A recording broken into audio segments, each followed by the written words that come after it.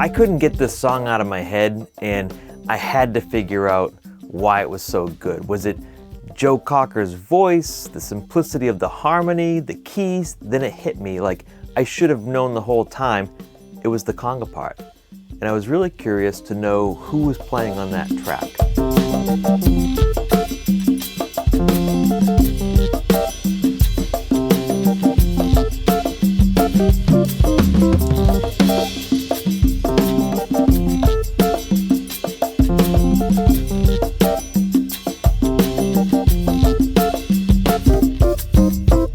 When I learned that Laudir de Oliveira played congas on Feeling Alright, I thought about those Chicago albums from the 1970s with the layers of percussion, and my thoughts wandered around disco and funk and rock bands with a horn section. So I did a deep dive into Laudir's performance credits and chose a few songs for this video. But before we get into the examples, I want to share a little about Laudir for those who are not familiar with him. Laudir was born in Rio de Janeiro, Brazil, where he started his music career playing with artists like Sergio Mendes. But in 1968, he moved to the United States and a year later recorded on Feeling Alright.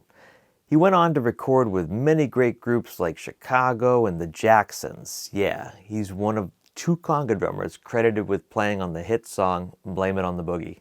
So, I highly recommend listening to any of the almost 200 credits to Laudir's name and focusing on how he incorporates his influence of Brazilian rhythms and instruments into these classic pop rock songs, as well as the jazz and fusion albums he performed on in the States and Brazil. It's a secret.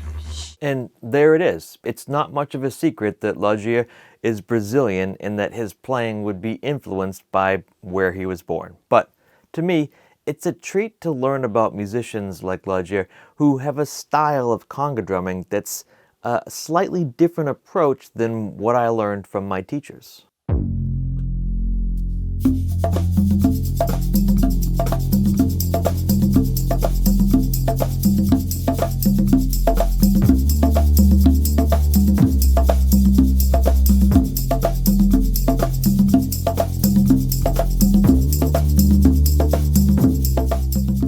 I started with the Chicago hit Hollywood because honestly that track has a conga part that stands out.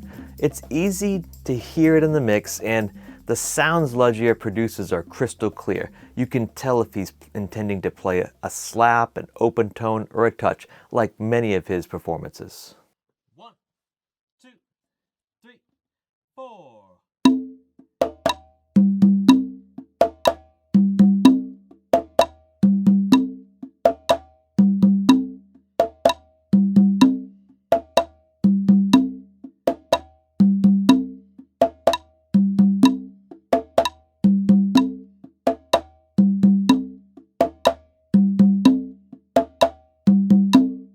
This pattern is really only 2 beats long and repeats to finish the measure, if you're thinking about it in 4/4 time signature. Take it 1 beat at a time, and then string together the beats and feel how hard this conga pattern can groove. I like to go right, and 1.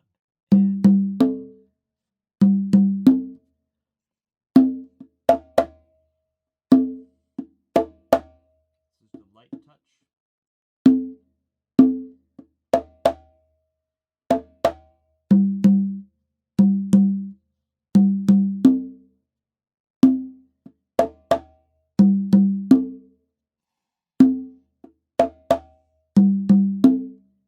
Do that over and over.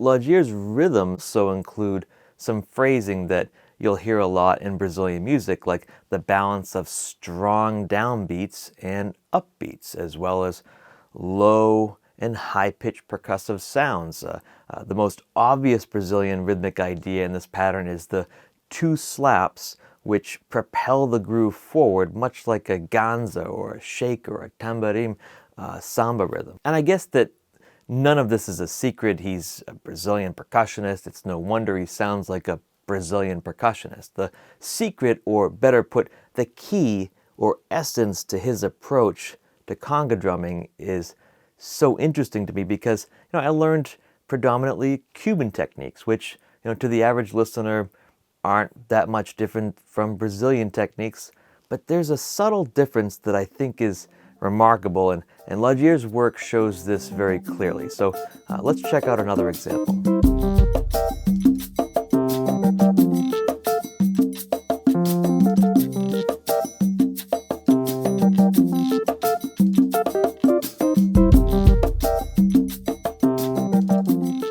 This is the song that turned me on to Laudier's playing. Rhythmically, it is similar to the first example, only this pattern doesn't have the strong slap downbeat on beats 2 and 4.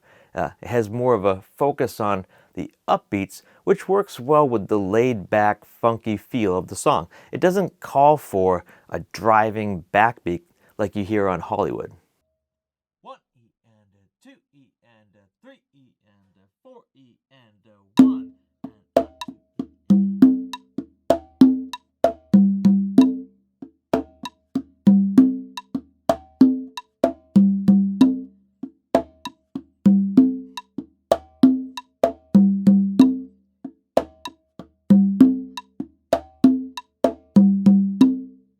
Take this pattern one beat at a time, like example 1, and be sure to really feel the downbeats in relation to the 16th note upbeats to establish where everything falls in the groove.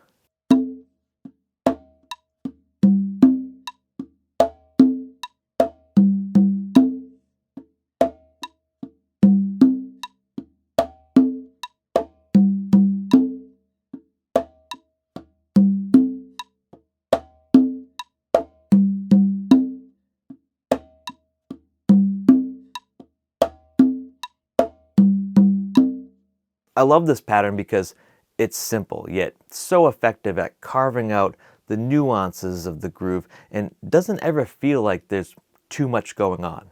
The second half of the pattern shows a kind of balance between the slaps and tones and right and left hands. That reminds me of Brazilian hand drummers. It flows so well because of this very fundamental aspect of Laudier's technique. It's a dance, it's a smooth dance, much like a lot of the smooth dance music that you hear coming out of Brazilian pop.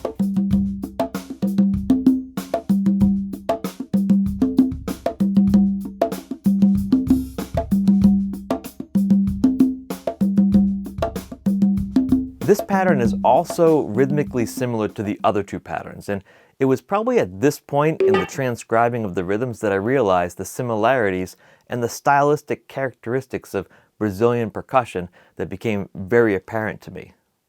One difference that may stand out is that the pattern starts with a downbeat open tone on the low drum. Now, if you're thinking about musical phrases from a default placement of starting on beat 1, then this musical idea might not make as much sense initially, but when you start the pattern on the and count of beat 4 and think about the two open tones on the upbeat of beat 4 and the open tone on the downbeat of 1 as 3 open tones that complete that part of the pattern, the pieces might make more sense. 4 and 1. 4 E and 1. 1, 2, 3, 4.